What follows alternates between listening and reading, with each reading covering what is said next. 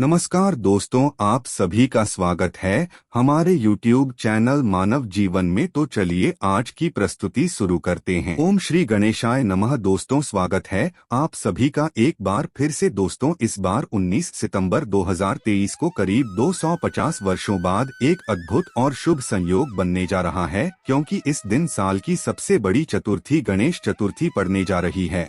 और अगर आप इस दिन घर के इन कोनों में स्वस्तिक बना देते हैं तो इतना धन आएगा कि आप संभाल नहीं पाएंगे। साथ ही इससे आपके घर से बुरी शक्तियां का नाश हो जाएगा और कैसी भी आपकी मनोकामना हो वो तुरंत ही पूरी हो जाएगी। तो दोस्तों, आज के इस वीडियो में हम आपको बताएंगे कि गणेश चतुर्थी के दिन घर में इस जगह स्वस्तिक बना देते हैं तो गणेश भगवान बहुत ही शीघ्र प्रसन्न होकर आपकी सभी मनोकामना पूर्ण कर देते हैं। तो जानेंगे स्वस्तिक से जुड़ा वो कौन सा उपाय और कौन सी पूजा विधि है जिससे गणेश भगवान खुश होकर गणेश चतुर्थी पर आपकी सभी मनोकामनाएं पूर्ण कर देंगे। और दोस्तों, यदि आप भी अपने जीवन में गणेश भगवान जी की कृपा पाना चाहते हैं तो इस वीडियो को लाइक करके कमेंट में ओम श्री गणेशाय नमः लिखना न भूलें।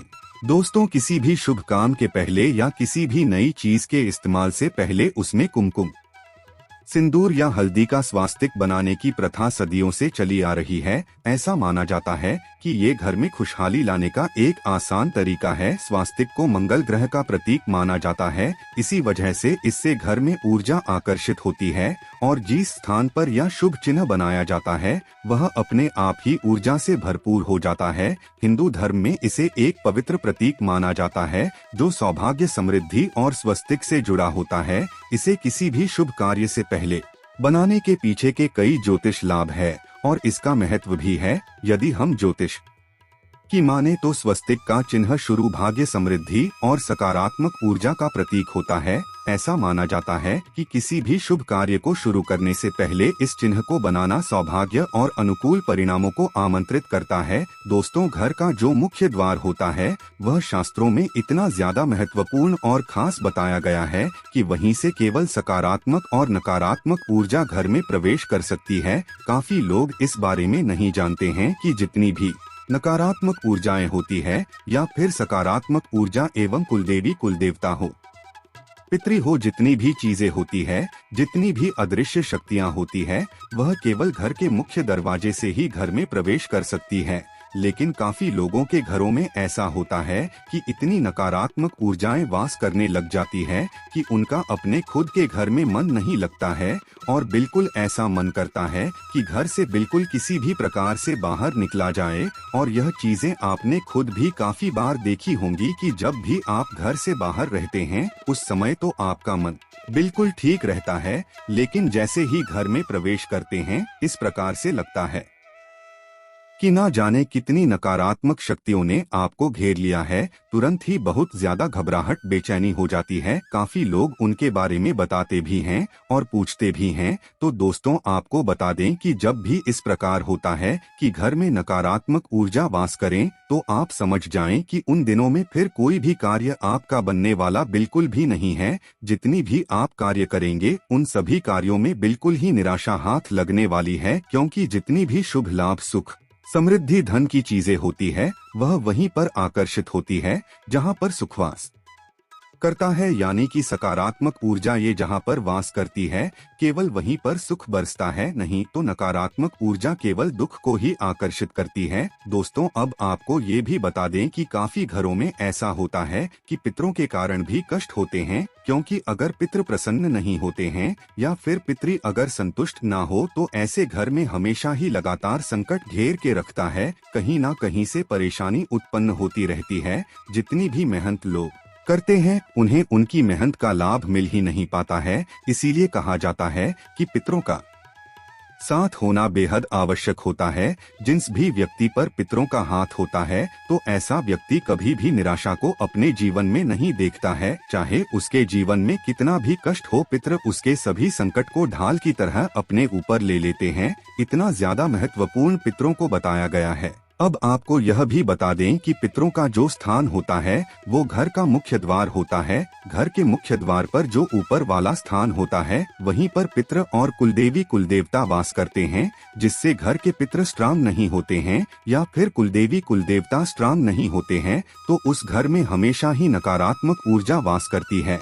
और जहाँ पर नकारात्मक ऊर्जाएं निवास करती है वहाँ पर घर के सभी लोगों में आपस में इस तरह से लड़ाई होती है, इस तरह से युद्ध होता है कि जैसे पता नहीं कितने बड़े दुश्मन हो। तो आपको यह भी बता दें, यह सभी चीजें केवल नकारात्मक ऊर्जाओं के कारण होती है। अगर घर में सकारात्मक ऊर्जा आए हो तो वहाँ के सभी लोग समझदार हो जाते हैं, शांत हो जाते हैं, संतुष्ट हो जाते हैं। लेकिन अगर नकारात्मक ऊर्जा किसी घर में वास करती हो तो वहाँ पर बीमारी होना, हमेशा ही तनाव बना रहना, चिंता बनी रहनी, धन की समस्याएं होना, कर्ज बढ़ जाना, शत्रु का घेर लेना, इस प्रकार की सभी नकारात्मक ऊर्जा ये वहाँ होने लग जाती है। तो सबसे पहले आप इस चीज को यह समझे कि आपके घर का जो मुख्य दरवाजा है, जो घर का मुख्य द्वार है, उस पर हमेशा ही हर महीने एक स्वस्तिक बनाना है और उसे हर महीने चार्ज भी करना है। काफी लोग तो ऐसे होते हैं कि साल में कभी 5 साल में एक बार स्वस्तिक बनाकर उसे कई सालों के लिए फिर भूल जाते हैं,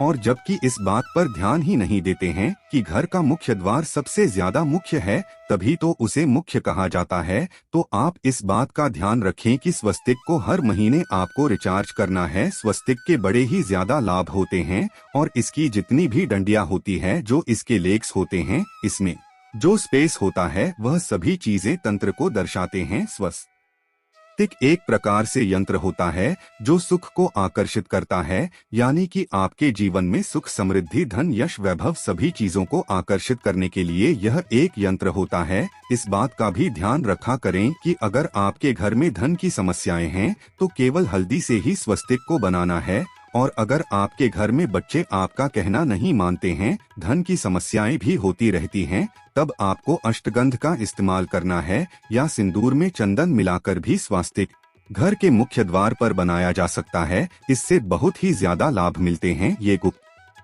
विधि है कि सिंदूर में आपको चंदन मिलाकर ही स्वस्तिक को बनाना है। इससे पितृ प्रसन्न होते हैं, कुलदेवी का कुलदेवताओं का साथ बना रहता है और उस घर में नकारात्मक ऊर्जा ये बिल्कुल भी प्रवेश नहीं कर पाती है। जिस घर में हर महीने स्वस्तिक चार्ज भी होता रहता है तो वहाँ पर नकारात्मक ऊर्जा प्रवेश नहीं करती। अब दूसरी चीज आपको यह ध्यान रखनी है कि घर का जो मुखिया है और घर के मुखिया की जो डेट ऑफ बर्थ है, उसी का भाग्य अंक निकालकर आपको अपने घर के मुख्य द्वार पर अंदर की ओर लिख लेना है। और जब भी आप घर से बाहर निकलते हैं या फिर बाहर से घर में आते हैं तो बस उस अंक को रोजाना आप छूना शुरू करें। बस इतना करने मात्र से ही कुछ अंक से लाभ इतने ज्यादा जीवन में बढ़ जाते हैं कि जैसे अगर आपके जीवन में धन की समस्याएं, कर्ज की समस्याएं या फिर शत्रुओं ने आपको घेर के रखा है तो अपने भाग्य अंक को रोज छूने मात्र से ही उस अंक से आपको इतनी शक्तियां प्राप्त होती है कि जो जीवन के कष्ट है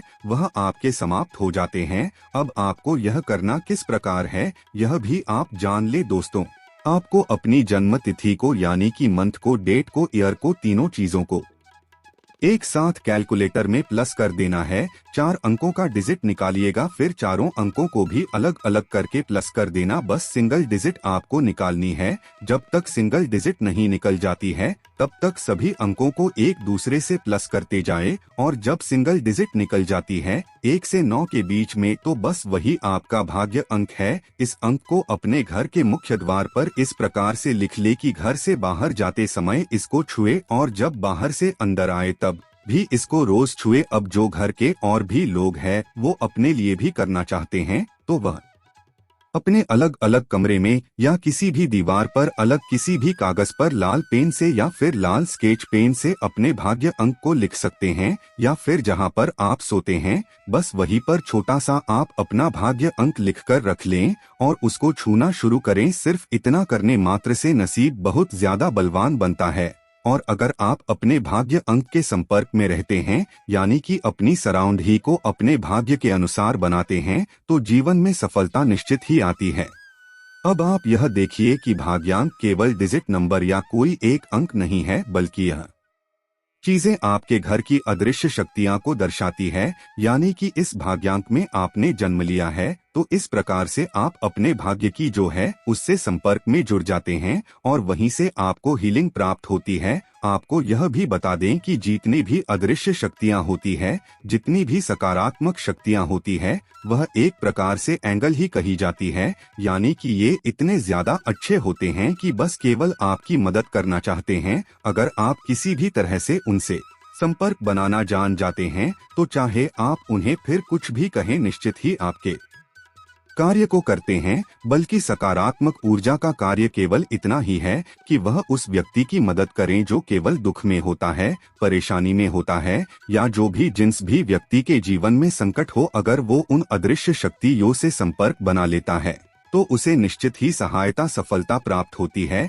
यानी कि हर तरह से बस वह आपकी मदद करना चाहते हैं। इसी प्रकार से नकारात्मक ऊर्जा जो होती है वो केवल जीवन से सुख को खाना चाहती है, दुख देना चाहती है, कष्ट देना चाहती है। तो जो नकारात्मक ऊर्जा होती है उससे तो लोग संपर्क बना लेते हैं, गलत कर्म करके, गलत चीजों को करके, गलत कार्य करके, लेकिन उन्हें इस बारे में जानकारी नहीं होती है कि सकारात्मक ऊर्जा से किस प्रकार संपर्क बनाया जाता है। तो आपको यह भी बता दें कि अगर आप दूसरों के लिए चाहे कोई आपका शत्रु भी हो, उनके ये भी अच्छा सोचते हैं, केवल अच्छा ही बोलते हैं, सबको केवल यही कहते हैं कि कल्याण हो, सबको आशीर्वाद देते हैं, तो बस यह आप समझ लें कि सकारात्मक ऊर्जा ने घेरा बनाकर आपको घेर लिया है और कोई भी कष्ट, कोई भी परेशानी आपके जीवन में बिल्कुल भी नहीं आ सकती है। और यह बात बिल्कुल तंत्र से सिद्ध। और अगर आप इस चीज को करके देखेंगे कि जब भी आपको कोई बुरा बोले, बस अपने मन से आपको किसी के लिए बुरा नहीं बोलना है, बुरा नहीं सोचना है, कुछ भी गलत या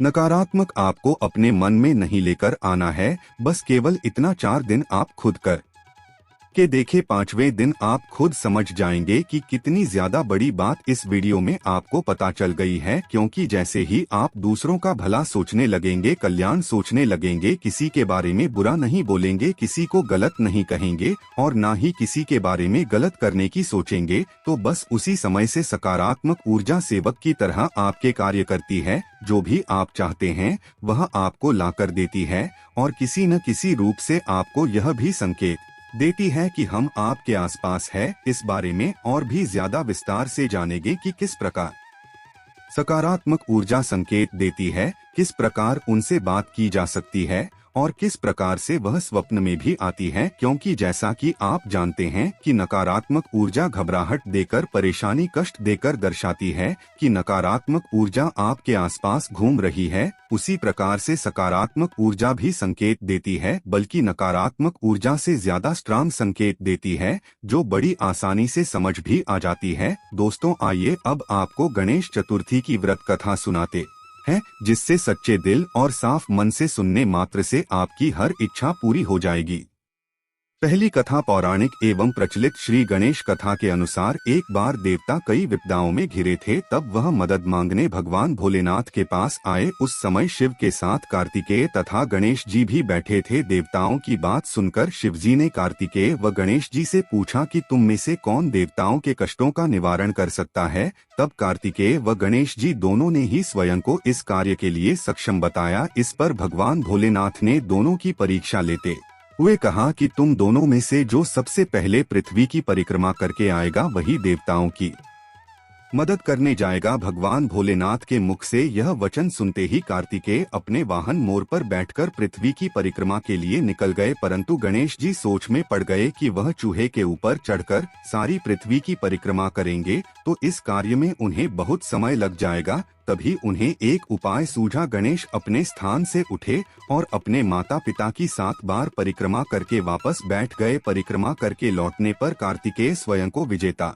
बताने लगे। तब शिवजी ने श्री गणेश से पृथ्वी की परिक्रमा न करने का कारण पूछा। तब गणेश ने कहा, माता पिता के चरणों में ही समस्त लोग हैं। यह सुनकर भगवान भोलेनाथ ने गणेश जी को देवताओं के संकट दूर करने की आज्ञा दी। इस प्रकार भगवान भोलेनाथ ने गणेश जी को आशीर्वाद दिया कि चतुर्थी के दिन जो तुम्हारा पूजन करेगा और रात्रि में चंद्रमा को अर्घ्य देगा, उसके तीनों ताप यानी दैहिक ताप, दैविक ताप तथा भौतिक ताप दूर होंगे। इस व्रत को करने से व्रतधारी के सभी तरह के दुख दूर होंगे और उसे जीवन के भौतिक सुखों की प्राप्ति होगी। चारों तरफ से मनुष्य की सुख समृद्धि बढ़ेगी, पुत्र पौत्रादि धन ऐश्वर्य की कमी नहीं रहेगी। गणेश चतुर्थी व्रत की दूसरी कथा एक समय की बात है। राजा हरिश्चंद्र के राज्य में एक कुम्हार था। वह मिट्टी के बर्तन बनाता, लेकिन वे कच्चे रह जाते थे। एक पुजारी की सलाह पर उसने इस समस्या को दूर करने के लिए एक छोटे बालक को मिट्टी के बर्तनों के साथ आवा में डाल दिया। उस दिन संकष्टी चतुर्थी का दिन था। उस बच्चे की माँ अपने बेटे के लिए परेशान थी। उसने गणेश जी से बेटे की कुशलता की प्रार्थना की। दूसरे दिन जब कुम्हार ने सुबह उठकर देखा तो आवा में उसके बर्तन तो पक